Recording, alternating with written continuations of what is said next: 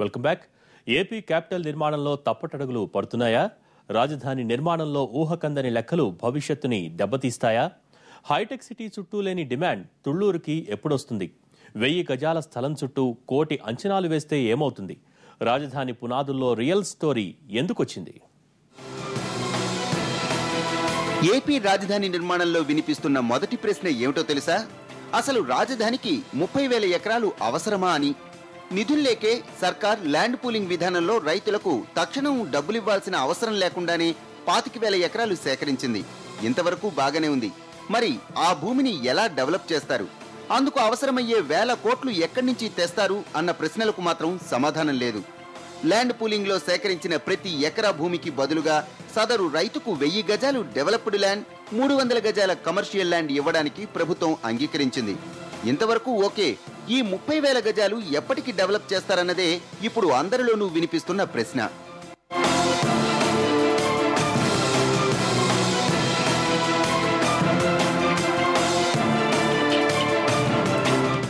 ఒక ఎకరాకు 4,840 గజాలుంటాయి. మొత్తంగా సేకరించిన భూమిలో 25% రోడ్లు, డ్రైనేజీ, పార్కులు వంటి డెవలప్మెంట్లకు కేటాయించాలి. అప్పటికి మిగిలిన భూమిలో ల్యాండ్ పూలింగ్ ప్రకారం 1,300 గజాలు రైతులకు ఇచ్చేయాలి. ఈ లెక్క ప్రకారం దాదాపుగా ప్రభుత్వం దగ్గర ఎకరానికి 3,000 గజాల వరకు మిగులుతుంది. 1000 గజాలు ఒక ప్లాట్ అనుకుంటే సేకరించిన 30,000 ఎకరాల్లో మొత్తంగా 90,000 ప్లాట్లు ఉంటాయి. ప్రస్తుతం ఇక్కడున్న రైతులు, రియల్ వ్యాపారులు, ప్రభుత్వ నాయకులు అంచనాలన్నీ చుక్కల్లోనే ఉన్నాయి. వారి లెక్కల ప్రకారం డెవలప్ అయ్యాక 1000 గజాలు ఒక్కో ప్లాట్ విలువ 5 కోట్ల రూపాయల వరకు చేరుకుంటుందని అంచనా వేస్తున్నారు. అంటే అప్పుడు రాజధానిలో ఉన్న మొత్తం 90,000 ప్లాట్ల విలువ ప్లాట్ 5 కోట్ల రూపాయలు చొప్పున 4.5 లక్షల కోట్ల రూపాయలవుతుంది.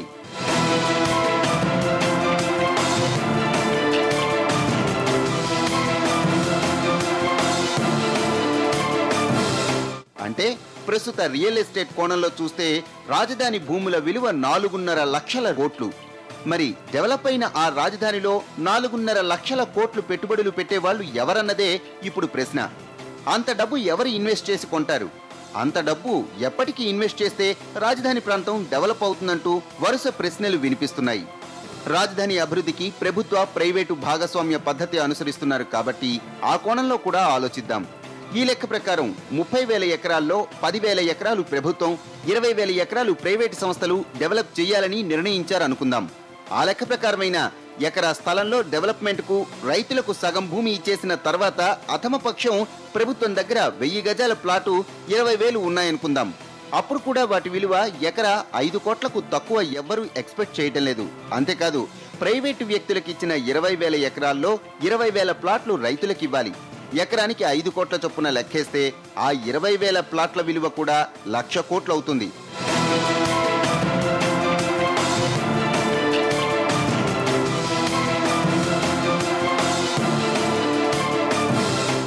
మరి ఇప్పుడున్న పరిస్థితుల్లో హైదరాబాద్ మాదిరిగా ఏపీ క్యాపిటల్ భూములు 1,00,000 కోట్లకు అమ్ముడయ్యే పరిస్థితి ఉందా? అంత స్థాయిలో పెట్టుబడులు వస్తాయా? అసలు ఇక్కడ 1,00,000 కోట్లు ఎవరు ఇన్వెస్ట్ చేస్తారు? ప్రభుత్వానికైనా ప్రైవేటు పరంగా అయినా 1,00,000 కోట్ల పెట్టుబడులు ఎలా వస్తాయన్నదే పెద్ద ప్రశ్న. స్టేజ్ వైజ్ గా ఈ ల్యాండ్ అక్విజిషన్ ఏదో పూలింగ్ అంటున్నాడు చూసారా. ఒక పైసా ఖర్చు పెట్టుకోకుండా నేను 30,000 ఎకరాలు గ్యాదర్ చేశాను, 3.5 లక్షల కోట్ల రూపాయల విలువైన భూములను ఒక పైసా ఖర్చు పెట్టకుండా లీడర్ చేశాడని చెప్పి టీడీపీ నాయకులు జబ్బలు దరుచుకుంటున్నారు. ముందు ఈయన చేసేది మనం ఎవరికైనా. ఇక రైతులు కూడా తమకొచ్చే 1000 గజాలు కోట్లలో పలుకుతుందని ఆశపడుతున్నారు. తమకిచ్చిన భూమిలో గజం 50,000 వరకు పలుకుతుందని, దాంతో తమ 1000 గజాల ప్లాట్ను 5 కోట్లకు అమ్ముకోవచ్చని లెక్కలేసుకుంటున్నారు. సరే, ఇవన్నీ కాసేపు పక్కన పెడదాం. ఇప్పుడు ప్రభుత్వం సేకరించిన 30,000 ఎకరాలు డెవలప్ చేయాలంటే ఎకరానికి కనీసం 50 లక్షలు ఖర్చవుతుంది. అంటే 30,000 ఎకరాలు చేయడానికి 15,000 కోట్లు ఖర్చవుతుంది. ఇప్పటికే ఆర్థిక లోటుతో అష్టకష్టాలు పడుతున్న ప్రభుత్వం డెవలప్మెంట్ కు అంత డబ్బు ఎక్కడి నుంచి తెస్తుంది? సరే, చంద్రబాబు ఎలాగోలా చేసి 15,000 కోట్లు తెచ్చారనుకుందాం. ఆ డబ్బంతా డెవలప్మెంట్కే తగలేస్తే మరి అసెంబ్లీ, సెక్రటేరియట్, ఇతర ప్రభుత్వ శాఖల నిర్మాణానికి డబ్బులు ఎక్కడి నుంచి తెస్తారు? దానికేం చేస్తారు? ముఖ్యమైన ప్రమాణం, నిరుద్యోగులకు ఉద్యోగం వచ్చేంత వరకు 2,000 రూపాయలు ఇస్తా అన్నాడు. ఏమైనా పట్టించుకుంటున్నాడా?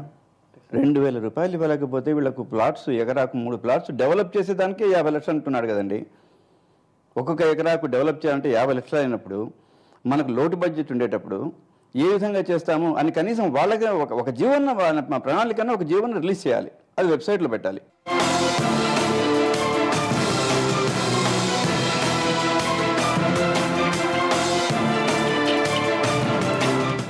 మొత్తంగా ఇప్పుడు ఏపీ రాజధాని వ్యవహారాన్నంతా రియల్ ఎస్టేట్ యాంగిల్లోనే చూస్తున్నారు తప్ప ఒక్కరు కూడా డెవలప్మెంట్ యాంగిల్లో చూడడం లేదు. వాస్తవానికి ఇది చాలా ప్రమాదం. భవిష్యత్తులో ఎన్నో సమస్యలకు దారితీసే అవకాశం ఉంది. ఇదొకటే కాదు, రాజధాని అభివృద్ధిలో పబ్లిక్ ప్రైవేట్ భాగస్వామ్యమే అయినా డెవలప్ చేశాక భూములపై ప్రైవేట్ ఆధిపత్యమే పెరిగితే రైతులకు తగిన న్యాయం జరుగుతుందా అన్న అనుమానాలు వినిపిస్తున్నాయి. రైతులకు డబ్బులు ఇచ్చే సమస్య లేదు. రైతులకు భూమి ఇవ్వడం, వాళ్ళ దగ్గర నుంచి భూమి తీసుకోవడం. ఈ తీసుకున్నటువంటి భూమిని కాంపాక్ట్ ఏరియాలు ఉన్నటువంటి వాటిని వీళ్ళు పెద్ద పెద్ద బహుళజాతి సంస్థలకు, రియల్ ఎస్టేట్ కంపెనీలకు ఇస్తారు. వాళ్ళు వచ్చి ఇక్కడ నిర్మాణం చేపడతారు. వాళ్ళు నిర్మాణం చేపట్టేటప్పుడు ఈ లేఅవుట్ పేమెంట్ అంతా కూడా వాళ్ళు భరిస్తారు. ఈ డెవలప్మెంట్ ఖర్చు అంతా కూడా వాళ్ళు ఏదైతే పెద్ద పెద్ద బిల్డింగ్లు కడతారో వాళ్ళు భరిస్తారు. మొత్తంగా ఇప్పుడు రాజధానిలో ఉన్న రైతులు, రియల్ వ్యాపారులు అంతా మరో 2-3 ఏళ్లలో ఏపీ రాజధాని కూడా హైదరాబాద్ మాదిరిగా తయారైపోతుందని భ్రమపడుతున్నారు. అప్పుడు హైదరాబాద్ లో ఉన్నట్లే తమ భూములు కూడా బంగారమైపోతుందని, అప్పుడు కోట్లకు కోట్లు రాబట్టుకోవచ్చని ఆశపడుతున్నారు.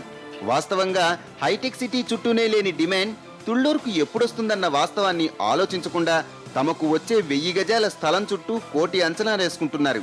ఇలా ఊహకందని లెక్కలతో రాజధానిని నిర్మిస్తే అటు ప్రభుత్వానికే కాదు, దాని మీద ఆధారపడ్డ రైతులకు కూడా తీరని అన్యాయం జరిగే ప్రమాదం ఉంది. అందుకే రాజధాని అభివృద్ధి నిర్మాణంలో రియల్ ఊహల్లోంచి బయటపడి రియలిస్ట్ గా అడుగులేస్తే మంచిదన్న అభిప్రాయాలు వినిపిస్తున్నాయి.